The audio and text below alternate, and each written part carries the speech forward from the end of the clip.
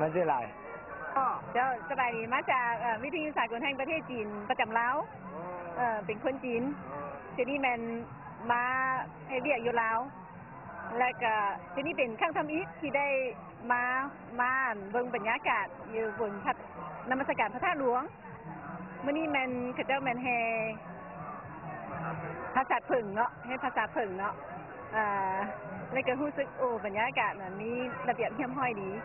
แล้วก็เห็นประชาชนเขาเจ้าก็รักษาประเพณี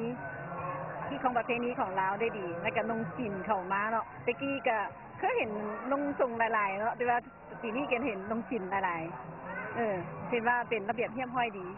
แล้วก็เข้าไปในพระธาตุหลวงหั่นนะก็เห็นมีภาษาวะมีภาษาหลายๆก็ตั้งวางกันเป็นเรียบร้อยเจ้ามาแต่ห้องหมอตึกสกลห้องหมอจะมาสักเจ้ามันได้จะมาสักเลยมา2 คันรถเจ้าเอาอย่างมาถวายบุญพระหลวงเลย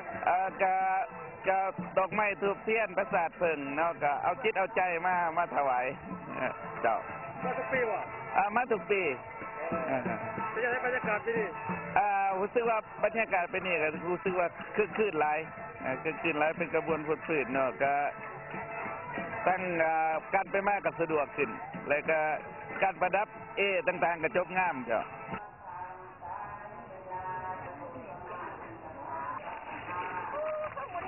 บรรยากาศสดชื่นและน่าประทับใจอีกสิ่งหนึ่งก็แม่นความมีน้ำใจพุทธบริษัททั้งหลายนำเอาน้ำดื่มน้ำส้มกาแฟเต้าหู้เย็นๆมาถวายปัจจัยให้แก่พ่อแม่ประชาชนที่มาแห่ประสาทผึ่งในครั้งนี้เป็นการลดช่องว่างความร้อนอบอ้าวลงชั่วขณะเมื่อได้ดื่มน้ำเย็นๆที่บริสุทธิ์จากศรัทธาทั้งหลาย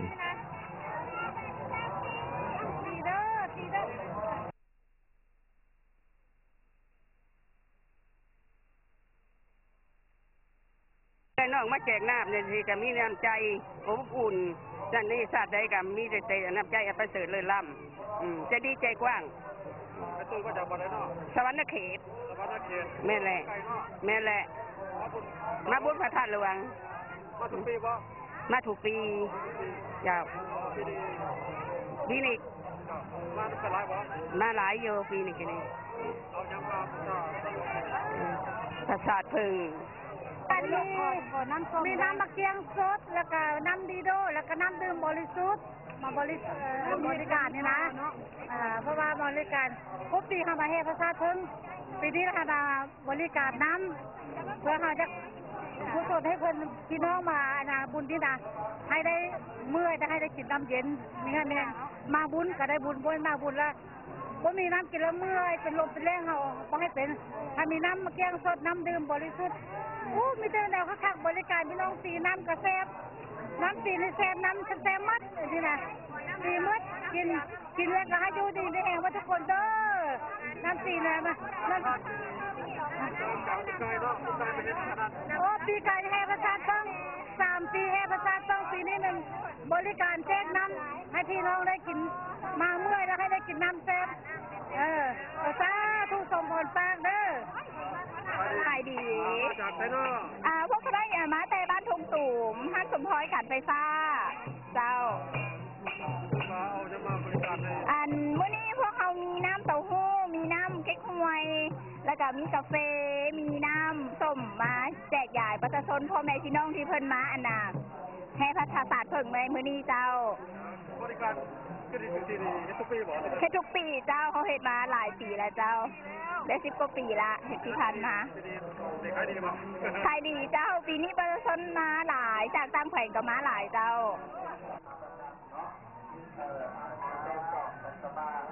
ภายหลังกระบวนประสาทเพิ่งแห่ครบ3 รอบแล้วก็ได้สืบต่อทำพิธีศาสนาด้วยการไหว้พระหัตถ์ศีลเขนถวายประสาทเพิ่งต้นกระพึกกองบุญและปัจจัยอื่นๆที่เจ้าสถานำมาถวายจากนั้นก็ได้มีการฟังธรรมะบรรยายเป็นอันว่าจบพิธีแห่ประสาทเพิ่งพอถึงหุงเจ้าของวันใหม่กงกับมื้อเพ็ญ15 ค่ำเดือน12 ลาว ศาสนาพิธีที่จะได้ปฏิบัติก็แม่นตักบาตรหยาดน้ำถวายปัจจัยไทยทานดังนั้นบรรยากาศในตอนเช้าที่เดินพระธาตุหลวงจะเป็นด้านนอกหรือด้านในแม่นเต็มไปด้วยพุทธศาสนิกชนที่มาจากทั่วสารทิศก็ว่าได้ย้อนว่านอกจากชาวนครหลวงเวียงจันทน์แล้วยังมีพี่น้องที่มาจากต่างแขวงและชาวต่างประเทศเป็นจำนวนหลวงหลายด้วยกันเฮ็ดให้เดินพระธาตุหลวงที่ขยายออกใหม่กว้างขวางกว่าแต่ก่อนแคบเข้าทันทีหนาแน่นไปด้วยพุทธศาสนิกชนที่นั่งเป็นแถวยาวเดียดระดาษจัดเป็น4 5 แถวนับแต่ประตูโค้งจนถึงบริเวณด้านหน้าของพระธาตุหลวง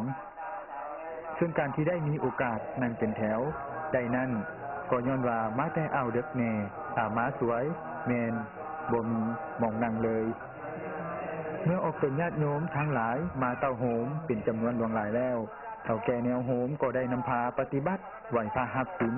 ถวายปัจจัยไทยทานตักบาตรหยาดน้ำฟังธรรมเทศนา